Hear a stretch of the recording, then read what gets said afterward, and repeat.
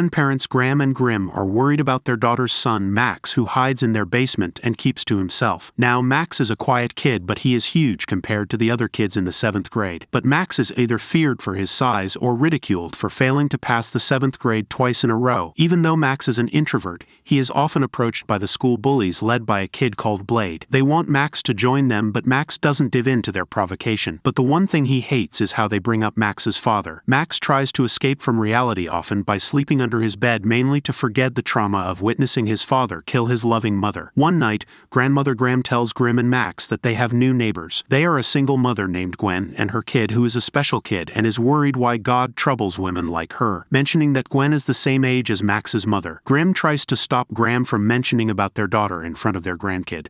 After that, Max takes the trash out and notices the neighbor Gwen telling her son Kevin to come inside. But Kevin is busy finishing up his mechanical bird. Gwen tells him that she is a proud mother, that she gave birth to a genius son, and tells him to finish up soon, and heads inside. Max watches Kevin set off the mechanical bird, and he also notices that Kevin has a spinal deformity, so he had to use a cane to support himself. They watch the bird flap around. Sadly, the bird gets caught in the tree. Kevin sees Max looking at him and calls out to him, but Max runs inside. The next day at the school gym, the boys are at the basketball court. Kevin has joined the same school and walks to the back of the court. Blade and other boys see Kevin and throw the ball at him, knocking him down. The teacher notices Kevin on the ground and asks who is responsible for this. Blade speaks out, saying that it was Max who did it. Because of this, Max gets detention for a week, and the teacher tells him to go help Kevin get up. Max goes to help him but gets hated by Kevin instead. On the weekend, Max helps Grim with his work and goes to the learning class because he has a hard time reading. Volunteers come forward to tutor the kids in this class, and surprisingly for Max, the tutor turned out to be Kevin. They introduce themselves and Kevin gives Max a book on King Arthur and his knights to read. Seeing Max struggle to read, Kevin tells him to close his eyes and starts reading the book. After reading a few paragraphs, Kevin tells Max that every word is part of a picture, and every sentence is a picture, so if he uses his imagination to connect them together, he can read with no trouble. Kevin tells Max to read chapter 1 at his house and leaves, but Max reveals that it was Blade who threw the ball at him. Kevin wonders why Max lets Blade take advantage of him and leaves. Max did not read the book at home, however. Kevin patiently helped him finish reading the first chapter the next day. Then Kevin offered Max $5 to take him to see the fireworks the next weekend, since his mom didn't allow him anywhere outside. But with someone as big as Max, Kevin felt like he could convince his mom to let him go. On the planned day, Max accompanies Kevin to see the fireworks. Blade and his buddies call them freaks, but Kevin retaliates, causing the bullies to come after them. However, they are stopped entry without tickets. Max and Kevin join the crowd to see the fireworks, but Kevin cannot lift his head up to see the sky. Instinctively, Max lifts up Kevin, carrying him on his shoulders as Kevin enjoys watching the fireworks. Even though Max had seen quite a few fireworks before, he felt that day was special because of Kevin. When they came out after the fireworks, they got surrounded by Blade and his buddies, but Max ran with Kevin still on his shoulders. With Kevin signaling him, Max managed to escape from the bullies for the first time, but soon Max stops when reaching the river, but Kevin tells him to go forward. Max says otherwise, but Kevin tells him to trust him. Since Blade and the boys were on their tail, Max goes in the river and Blade follows him too. But surprisingly, the police arrive and catch the boys for causing trouble as Kevin and Max rejoice.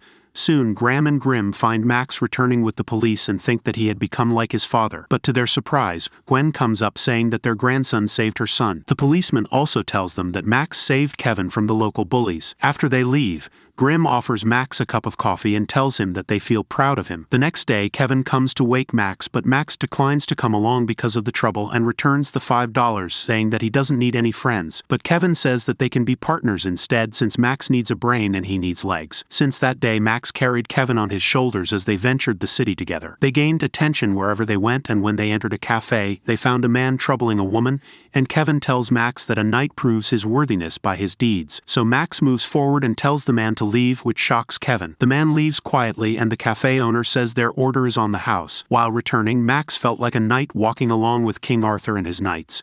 Max has lunch with Kevin and Gwen. Seeing Max gobble up the food, Gwen tells him to take some home. Max says that Grim never cooked like this, and Gwen takes it as a compliment. Later, Kevin and Gwen head out to the store, and while they return, Kevin sees Blade and his buddies chased by the cops for stealing a woman's purse, and Kevin also sees Blade throwing the purse inside the manhole. So that night, Kevin wakes up Max and and they go to get the purse. Max says that he cannot lift the cover, but Kevin applies the laws of physics to easily lift it using a rope. Max is shocked by this but heads down to retrieve the purse. After Max comes out with the purse, Blade and his buddies come there. Max tells Kevin to return the purse, but Kevin rejects and heads up the ladder. Seeing this, Blade picks up metal chains to throw at him, but this angers Max and he lifts the heavy metal cover and defends himself for the first time. Blade and his buddies run as Max throws the lid at them and goes to get Kevin as they return home. The next day, they visit the address of the woman named Loretta to return the purse. They leave after giving it to her, but she pulls them inside instead. She calls her boyfriend Iggy to come look at the boys. It turns out both of them are friends with Max's father. She tells them that Iggy shared the jail cell with Max's father and tells how the newspapers called Max as Mute Boy. Hearing this, Max gets angry and breaks open the door and leaves.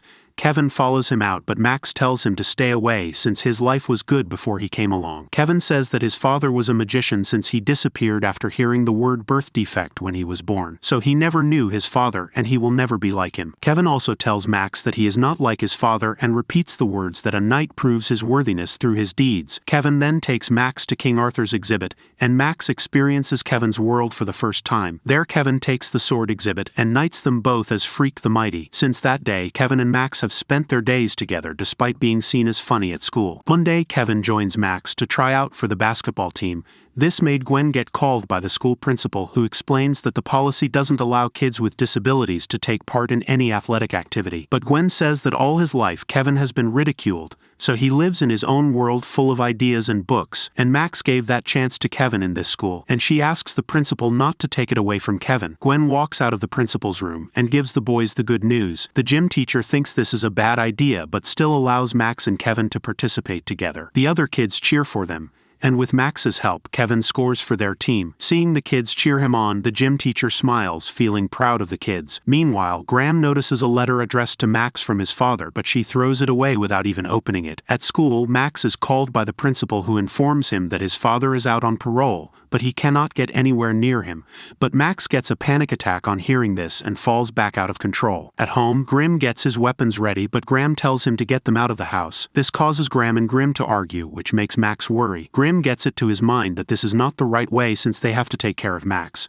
The next day during lunch at school, Kevin plays with the food and tries being funny to make the other kids laugh. Max leaves him alone, but soon Kevin starts coughing and faints. Seeing this, Max runs to his rescue and picks him up, calling for help. Max visits the hospital with Gwen. He is worried about seeing Kevin fitted with all the tubes and instruments. The doctor informs Gwen that Kevin's bone growth has ceased while his internal organs are growing. The doctor also says that Gwen should be prepared since Kevin could only have about a year. Gwen gets out heartbroken and sees Max waiting there. She tries her best to stay calm, but all her feelings burst out soon. Max comforts her, saying Kevin will be all right and he fainted because he ate too fast and he will stop him the next time he tries to do it.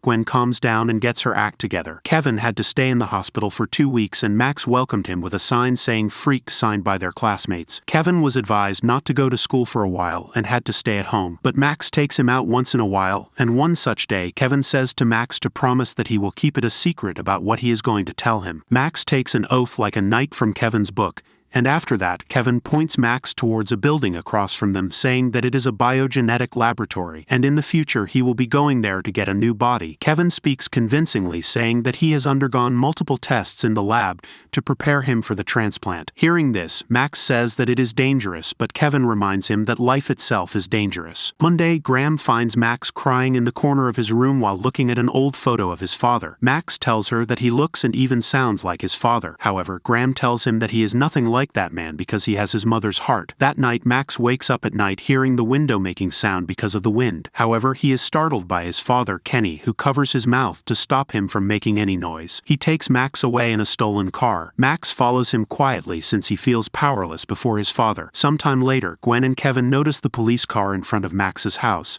They inform Graham and Grim that Kenny escaped, and Grim heads inside immediately to check on Max. Graham is shocked to hear this, and Grim comes out to tell them that Max is gone. Kevin sneaks inside Max's room and finds the old photo inside the dustbin. He identifies one of the men as Iggy and remembers that Lorette told them that they were pals. Meanwhile, Kenny takes Max to Iggy, who lets them stay in one of the apartments where the tenant is out on vacation. At this time, Kevin manages to get his mom's car running, and Kenny ties Max up to prevent him from escaping. Kevin, even though he is smart, thinks it his own mission to rescue Max and drives through obstacles, but soon crashes the car. Gwen finds Kevin has left with a note saying, "I will explain." Kevin takes the car's bumper and slides away on it, but leaves one of his crutches behind.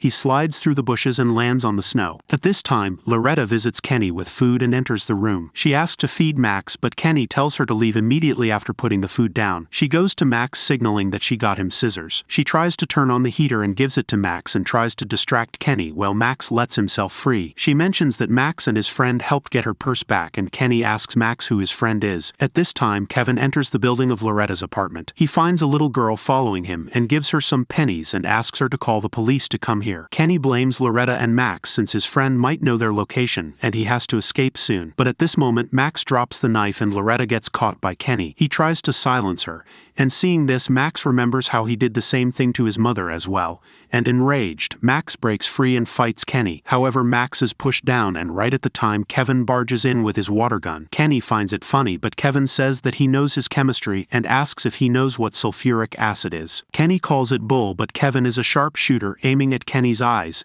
and sprays the liquid accurately. But Kenny brushes it off and walks over towards Kevin. Max jumps up to tackle Kenny towards the wall and carries Kevin and goes out. Loretta is alive, and Max smashes through the front door, falling outside on the snow with Kevin in his arms. Kenny follows them out, but the cops arrive on time and manage to catch him. Max asks Kevin what he had in the water gun, and Kevin tells he mixed some soap and vinegar. Max carries Kevin as the cops take Kenny into custody.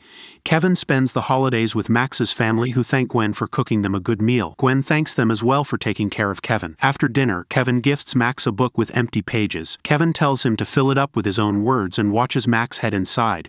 Kevin goes inside as well, but the morning brought them sad news since Kevin passed that night. Graham breaks the news to Max and he runs outside after the ambulance. Gwen comes out to comfort Max that Kevin's heart grew bigger to fit his body. Max watches the ambulance leave in tears and runs to the building Kevin told him, and finds that it is not a laboratory at all. Kevin was too smart to tell stories since he wouldn't live much longer, but he didn't want Max to be worried about him. Losing Kevin, Max went back to his old self and locked himself up, missing out on Kevin's funeral, and Gwen moved out of the house. Graham and Grim came to check up on Max, but he never came out to talk to them. One day, while Max was out in the city, he comes across Loretta, who asks what he is up to these days.